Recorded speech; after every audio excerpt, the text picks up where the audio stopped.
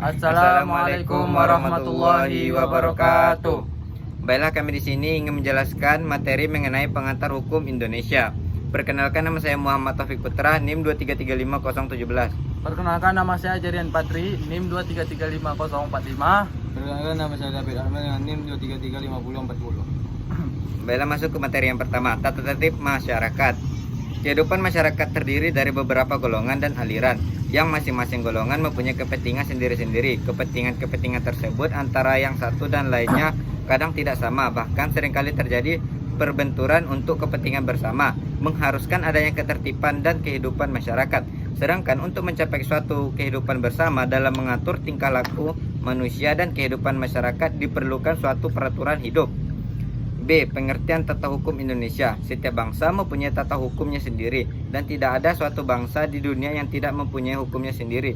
Demikian pula yang ada di Indonesia, bahwa bangsa Indonesia tata hukum sendiri yang disebut dengan tata hukum Indonesia. Yang kita pelajari di sini adalah tata hukum Indonesia, yaitu menyelidiki atau mempelajari hukum yang sekarang sedang berlaku di Indonesia.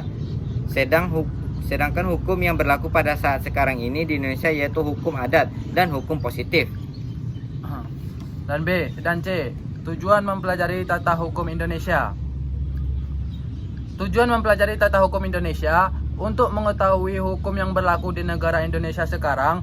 Hukum yang berlaku pada saat ini dalam suatu negara tertentu istilah asing ius consistum sebagai lawan ius consistum atau hukum yang dicita-citakan.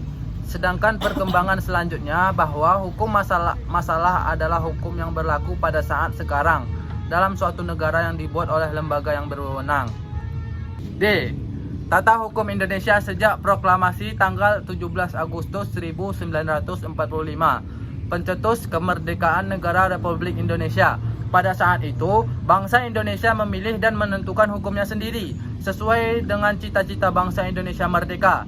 Hukum yang dipilih dan dilaksanakan merupakan tata hukum yang baru, yaitu Tata Hukum Indonesia. Memerdum DPR GR tanggal 19 Juni 1966 antara lain menyatakan proklamasi kemerdekaan Indonesia yang dinyatakan pada tanggal 17 Agustus 1945 adalah detik penjebolan tertib hukum kolonial dan sekaligus detik pembangunan tertib nasional, tertib hukum Indonesia, dan seterusnya.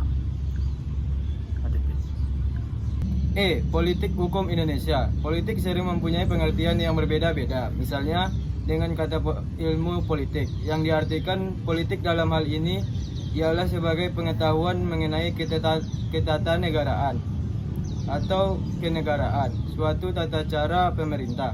Kemudian kalau kata politik ini digunakan di dalam perkataan politik para pedagang, hal itu berarti suatu tipu muslihat atau daya upaya para pedagang. Baiklah, sekian dari kami. Kami ucapkan terima kasih. Wassalamualaikum warahmatullahi wabarakatuh.